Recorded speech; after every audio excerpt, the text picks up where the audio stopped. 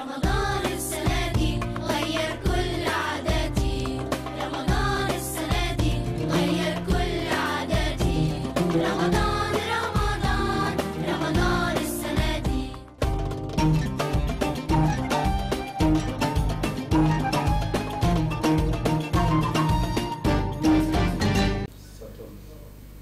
أعوذ بالله بسم الله والصلاة والسلام على رسول الله محمد بن عبد الله عباد الله السلام عليكم ورحمة الله تعالى وبركاته أم بدين تبي شرفلا لا جبا أمي أو فوكا ولي من دون كأو دكيرا منتو يلا كدل الله سبحانه وتعالى في علىك هنا أنا ككشنا كبركة على كوجيدي كوشياني أو كلينا بلا جلنكا أمي كلو بلا من كنا شهر رمضان المبارك ala kira mantonw ka kalo jurumu kafari kalo ala kan do horomala adunan kan herala ala ka waro herala teve Cherifla ni wati suganti ka keren ka boloda ka wele bla dina je trauma angena sigi ka masala ka baruke dina walanda ukan amse ka kalo intono bo chugomi o hukumu kono amanyina shia fanshi ko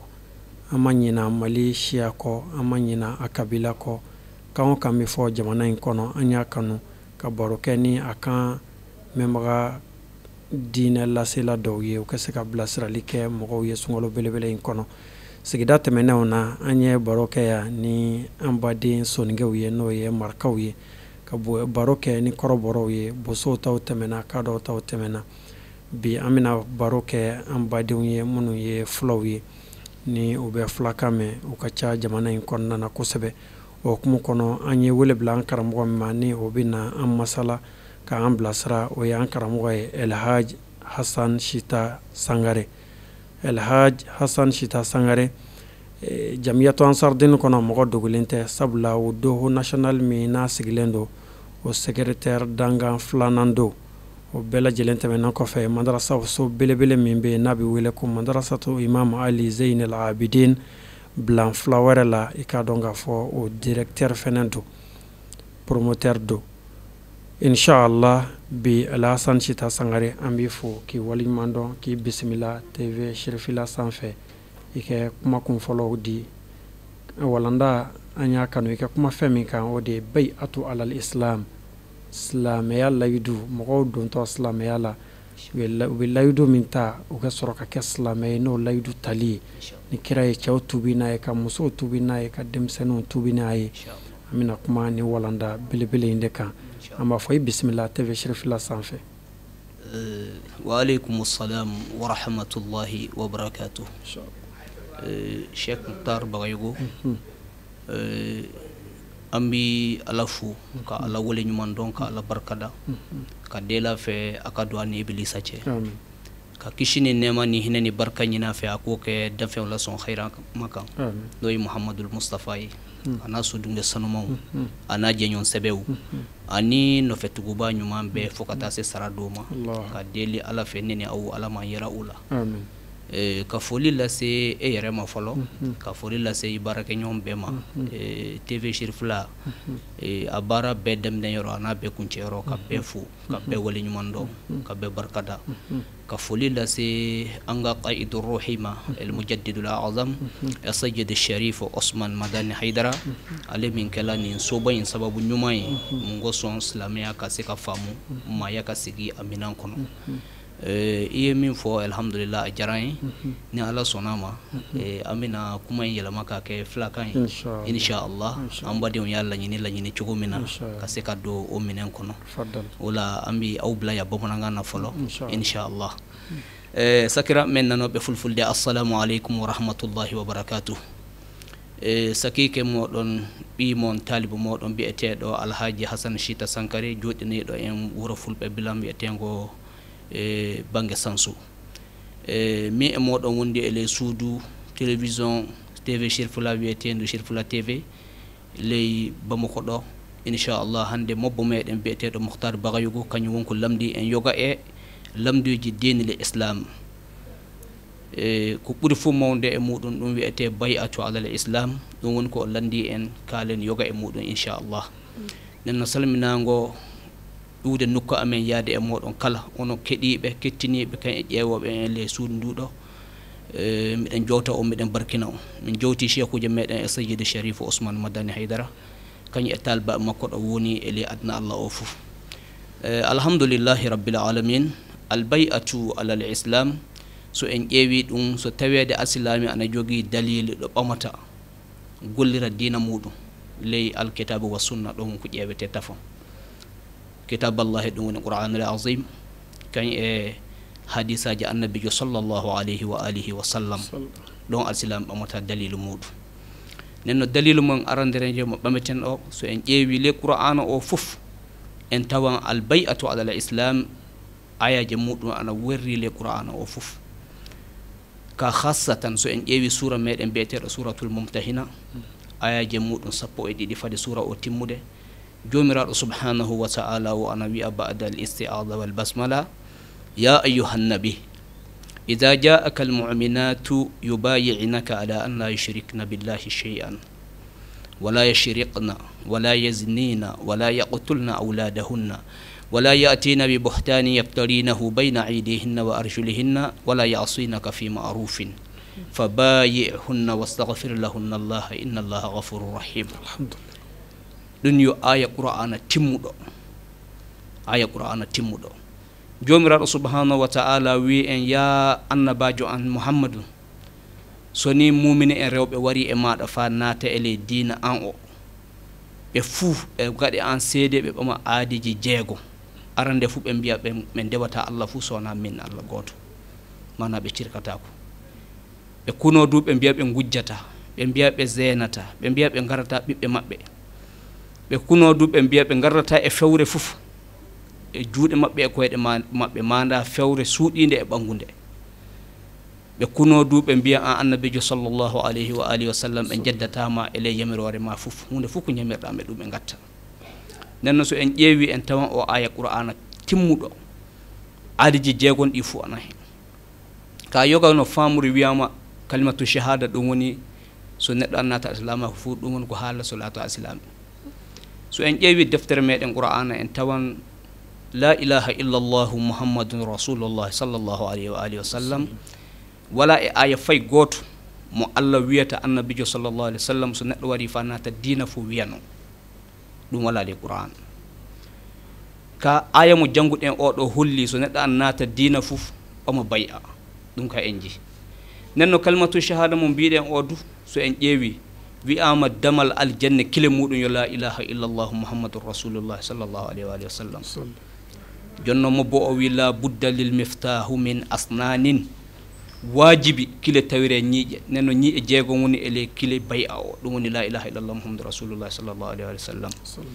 ɗum saabi mobo men goto ana wiya o wi al bay'atu ala al islam hiya al muqawwimatu al kubra lil aqida o wi bay'a fa neɗɗo naato islami ɗum woni nuyle fuu ɓurɗe mawnude e nuyde alislamaku nuyle fuu ɓurɗe mawnude e nuyde alislamaku ɗum woni bay'a o sabu bay'a o miccintinte Allah yo gooto kanko miccintinte du Allah ana jogii mboɗo so neɗɗo ɓami bay'a so a wari so torra heɓma so tawi moƴƴere tewta so a yeehi fa kokoriya tooru hakkille ma hokkete mi ɓami bay'a mbi mi rewata Allah fof so a fitike e jawdi janandi du fa ɓama bay'a ma o hokkete a hunike mbiɗa a wujjata hono noon du so a fitike e debbo janan na debbo janan fitike e gorko janan fay so tawi oɗon jiɗodiri bay'a ma o miccitinte wi'a a wi a zenata kedde aadiji jeegon ɗi fuu fa hiɓɓa nen aya qur'ana o so en ƴeewiɗi e tawan dalilaji kewɗi ana hen caggal aya qur'ana o du so en ƴeewi les defte meɗen ɗe hono no wi'ani so qur'ana uddama tan deftere hande ƴeewede yo Bukhari sahihu Bukhari nde deftere qur'an nde udda fof wiyama sahihu Bukhari woni ko han tawede ana uddite so tawete so en tawi to dalilaji fo ɗi dalilaji yo dalilaji celluɗe nenno mobbo o wi wa jaa fil kitabi al mawsu'ati al fiqhiyati ma nassahu wa fi bay'ati aqbati al ula بايع المسلمون الرسول صلى الله عليه وآله وسلم على بيعة النساء قبل أن تفرض عليهم الحرب فعن عبادة بن صامت رضي الله عنه وكان شهد بدرا وهو أحد النقباء ليلة العقبة أن رسول الله صلى الله عليه وآله وسلم قال وحوله إصابة من أصحابه بايعوني على أن لا تشركوا بالله شيئا ولا تشركوا ولا تزنوا ولا تقتلوا أولادكم ولا تأتوا ببهتان تفترونه بين أيديكم وأرجلكم ولا تعصوا في معروف فمن وفى منكم فأجره على الله ومن أصاب من ذلك شيئا فأوقب في الدنيا فهو كفارة له ومن أصاب من ذلك شيئا ثم ستره الله فهو إلى الله إن شاء عفا عنه وإن شاء عاقبه فبايعناه على ذلك ننو حديث تمو إلى دفت ميدن سكو بخاري so en ƴeewi en taman Bukhari waddi o hadis sanne sanne Ubadat bun Samit woni e riwaya makko o wi bay an o cifaɗo o ɗo wi'eteɗo bay'atun nisa ile qur'ana o wi sahaba en worɓe ɓe du ɓami bay o fade maɓɓe farrede wolde hadisa o Ubadat bun Samit hokkata ɗum Ubadat bun Samit ɓe kolli ɓe mbi wa kana shahida badran o seedi ke wolde badri ɓe mbi du o gooto e koye ɓamɓe bay a ñande aqabatul ula omo hen kanko woni ko wi en wiide annabijo mo jamɓe kisdan woni e muɗum o wi ñande nde o haalta haala ka wi ama tawama sahaba en kurɓe ana fiilimo o wi bay ene kam mi annabijo mbi on kunike on dewata Allah fu sona Allah goto bay e noon kam mbiyon on gujjata on zenata on warta ɓiɓɓe moɗon on wardata e fewre fuf suuɗinde e ɓangude on jeddata kam mi annabijo Muhammadu sallallahu alaihi wasallam do yamirawre am fuf caggal ɓe ɓami aadiji jeegon ɗiɗi kiɓɓi annabijo wiɓe faman waffa minkum fa ajruhu ala Allah neɗɗo fu kiɓɓinɗo ɗi aadiji jeego wajibike en Allah mi barjo jomum mi watta ɗum li aljanna o wi neɗɗo ɓamɗo aandi waman asaba min zalika shay'an so wonko burri ɗum hen ko borri ma ko fa uqiba fi dunya so hono wi'ete jukkugo muɗum ittama e dow maɗa fa huwa kafaratun lahu ɗum woni zunubu o yafama waman asaba min zalika shay'an o wi ka ɓamɗo so wonko borri ɗum hen summa satarahu llahu o yi'aka o ware o holli hoori ko Allah du suurimo dow hen fa o maayi o wi fa huwa ila llahi jomiraɗo annabijo sallllahu alayhi wa sallam wi fi jomum woni e jomiraɗo yo o maccuɗo Allah inchaa afa anhu so Allah muuyi yafutamo Allah o ɓamini aadi Allah o bonni so Allah muuyi yafotomo wa inchaa aqabahu so Allah du muuya yafademo jukkugo handugo e makko ngo o yi'an jonno ko haqiqa tan aljanna makko kay laataki hunde tawede ana tabintini kasi Ubadata bun Samit wi fa bayanahu ala zalika o minen sahaba en ɓe fof min ɓami oɗo bay'a sahaba fay goto wala to mo ɓama e ndiɗo aadi nokku annabijo sallllahu alayhi wa alihi wa sallam jonno aya mo ɓe mbiyata aya rewɓe haala muɗum haala ɗum du o waddi haala muɗum o amma bay'atu nisa'i faqad buyyinat fi qawli llahi tabaraka wa ta'ala ya ayuha nabi iza ja'aka almu'minatu yubayinaka ila akhiri l aya o wi aya biyeteɗo aya rewɓe o on wakkati fatuhu makka woni ko aya o jippi so wi'a rewɓe du ɓama nenno so tawede rewɓe tan woni ko ɓamata bay'a worɓe wala hen so en ƴeewi noon pamurɗe alhamdulillah en fo eɗen kaani ɓamde hakkille meɗen ndinten kanne inniraɓe meɗen ɓe mbiyen ɓe ɓama bay'a eɗen kaani halnude mamiraɓe men rewɓe ɓama bay'a eɗen kaani hande rewɓe men enen ɓeedu ɓama bay'a e sakiraɓe meɗen rewɓe ɓiɓɓe men rewɓe ɓama bay'a kaso en ƴeewi haala ka en tawan fotu e gorko e debbo fof sabu fayi hunde farraki e debbo li alsilamaku ko farraki e dow gorko rewɓe ana jurginina jaati so en ƴeewi e ley alsilamaku no warrata rewɓe ana jurginira diina jaati mana ko ɓurtidde o dow worɓe jaati woni nenno hunde fuu ko wajibi e rewɓe ɓama so aya o wari ana wajibi e dow worɓe du ɓama e yo pamoren no haala ka so en pamori noon tan en fo en cultan nenno hono wiyete mobbo goto o sifike e ley deftere wiyetende zilalul qur'an o wi thumma bayyana li rasulillahi sallllahu alayhi wa alihi wa sallama kayfa yubayi'uhunna ala al imani hunna wa ghayruhunna mimman yuridna ad-dukhula fil islam mimman yuridna ad-dukhula fil islam mobbo balli fiiɗo deftere ziyadul qur'an o wi caggal ɗon jomiraɗo subhanahu wa ta'ala o ɓanginin annabajo muɗum muhammadum sallllahu alayhi wa sallama hono no o hokkirta rewɓe bay'a ɗum woni rewɓe makkankoɓe e rewɓe woɓɓe ɓe gana makkankoɓe ɓe gana madinankoɓe mimman yuridna dukula kala muyɗo natude fil islami liya islamaku nenno tabiti neɗɗo yo ɓama bay'a de so laato asilami ayyo neɗɗo yo ɓama bay'a de so laato asilami ɗum woni ko tabiti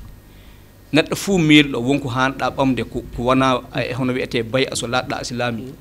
inchallah wala noon worri modibo mobbo o sifke haala ka du fa hande o ɓettini oy wa hadihi l asas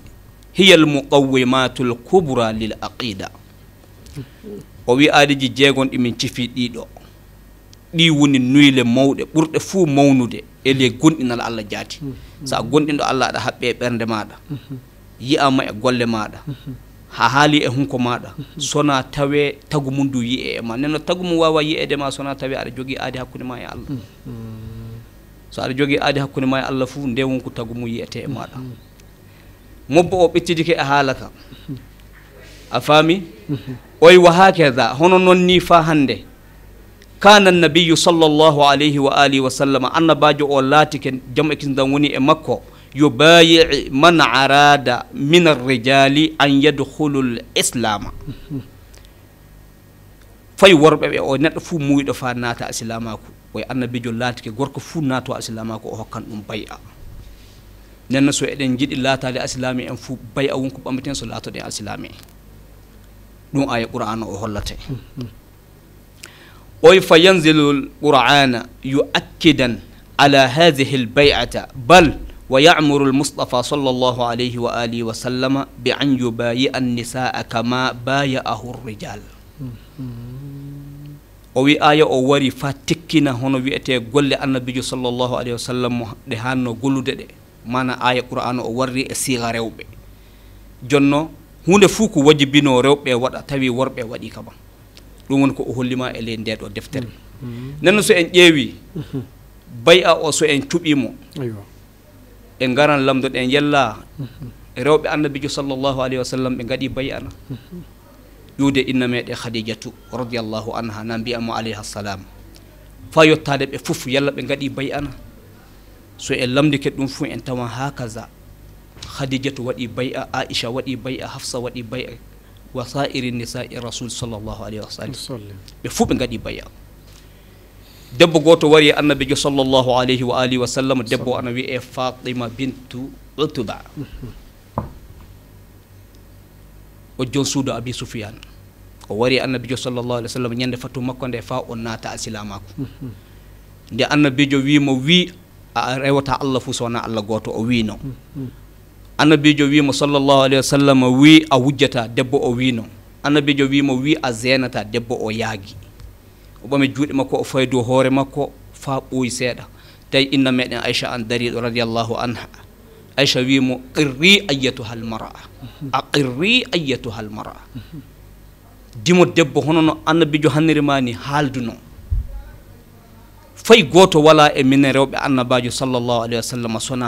hono ka haala min kaali somin ɓami bay'a a faami nenno rewɓe annabijo ɓe sallllahu alayhi wa sallam kamɓe duɓe ɓami bay'a nenno ɓiɓɓe makko ɓe du ɓami bay'a so en ƴeewi en tawa bay'atu alhasan wal husayn ana ele defte meɗen ɗe ɗum woni deftere wiyetendo hayatu sahaba ende fillono en sukaɓe alhasan wal husayn e abdoullahi bune jafar e abdoullahi bune umar e abdoullahi bune abdourahmani bune abi bakar omo wiya kulluhum wa gayruhum ɓe fof kañ e tana maɓɓe ɓe fuu ɓe ɓami bay'a nenno so tawede alsilamaku jiɗɗe annabijo sallllahu alih w sallam o hokki rewɓe makko bay'a kokken rewɓe meɗen enen du o hokki ɓiɓɓe makko ɓe bay'a fatimatu zahra u kañ e sakiraɓe muɗum rewɓe heddiɓe fof ɓe kokken ɓiɓɓe me enen du o hokki taniraɓe makko hasan walla huseyne kokken taniraɓe meɗen o hokki sahaba en makko ɓe bay'a so enen du eɗen jiiɗi alsilamaku kokken talibaɓe meɗen kañ e sakiraɓe meɗen bay'a ayyo nenno ɗum woni ko newiri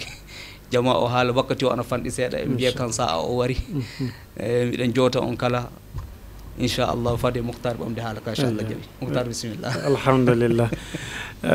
ambi ankara mo fo ka i waliman ɗon e lahaji hassan chitta sangare ka bo blanc flawrella ambi ifo k'i waleɲuman dɔn i ka laseli ninnu na bayatɔ alal islami kan i sara bɛ ala bolo nin de ye layidu ye alakira ye min di cɛw ma k'a di musow ma wa ni nin de ye fɛnɛ alakiraba a n'a ka mɔgɔw sera ka baaraba kɛ waati fitinin kɔnɔna na ni jamakulu o jamakulu y'i sɔgɔ a la i k'a dɔn k'a fɔ i bɛ se ka alakira n'a ka jama ɲɛnafin bɔ mɔgɔ la an bɛna ɲini fɛ sa i ka kumakan labanw ani ka foli labanw sabu waati in korona kojugu i k'o lase an ka sɔrɔ ka baara datugu nka an bɛ lamɛnkɛ jɛkulu bɛɛ lajɛlen ladɔnniya k'a fɔ an ka ɲina sunkalo spécial ramadan a kɔkɔrɔma donnen don ni nɔnɔ belebele 2 ka dɛmɛ ye bɔnlɛn ani lɛnsimi inshallah i bisimila ayiwa Muktara an n'a kuncɛ ni bamanankan ye sa ayiwa bisimila comme o mɛnba de ka ca so in kɔnɔ alhamdulillah an bɛ aw bɛɛ fɔ k'aw bɛɛ wale ɲuman dɔn k'aw bɛɛ barikada ka n ka sababu ɲuman fɔ n'o ye Seyidi Cherif Usman Madani Haidara ye n'a ka denbaya bɛɛ ka deli ala fɛ ala ka simaya baara in a nun donnen don minnu fana bolo n'o ye aw ye ka deli ala fɛ ala ka aw fanga se ala ka aw fanga se ala ka aw kanu don ɲɔgɔn na ala ka aw dɛmɛ baara in kɔnɔna na i ko minnu fana jɔn bɛ nin ko in jigiya kɔrɔ n'o ye nɔnɔso 2 tigiw ye ka deli ala fɛ u ka nɔnɔ ala ka a barika ala ka yiriwa ya rabbi ala ka sugu ja anu la ala ka sugu ja anu la ka aw bɛɛ fɔ ka aw bɛɛ wale ɲuman dɔn ka yafa ɲini aw fɛ wa akhiru da'wana anil hamdulillahi rabbil alamin wassalamu alaikum wa rahmatullahi wa barakatuh. Wa alaikum salam wa rahmatullah. An bɛ an karamɔgɔ fɔ Alhasan Sita Jalo a ka nin laseli la foli ni waleɲuman dɔn ka segin k'o lase an filɛbagaw aw ma Mali kɔnɔ ani Mali kɔ k'aw minnu tun sɔgɔlen don an na ne ni aw an bɛɛ bɛ jɛ ka Alassane Sita Sangare fo Alhaja nana an ka wele jaabi ka tila ka ni walanda nafama di an ma ka foli ni waleɲuman dɔn lase an baden filaw ma o mana sɔrɔ fan o fan Mali kɔnɔ ani Mali kɔ kan an bɛ fila bɛɛ fɔ an ma fila bɔ fila la fo ka taa se wasolon filaw ma hali n'a y'a sɔrɔ la olu tɛ filakan in mɛn kosɛbɛ an ka foli ni an ka wale ɲuman dɔn bɛ u ye sigida caman bɛ ala bolo ala ko yira ne n'aw la wa shukran lakum fi amanillah shukran inu baraji رمضان السنة دي غير كل عاداتي رمضان السنة دي غير كل عاداتي رمضان رمضان رمضان السنة دي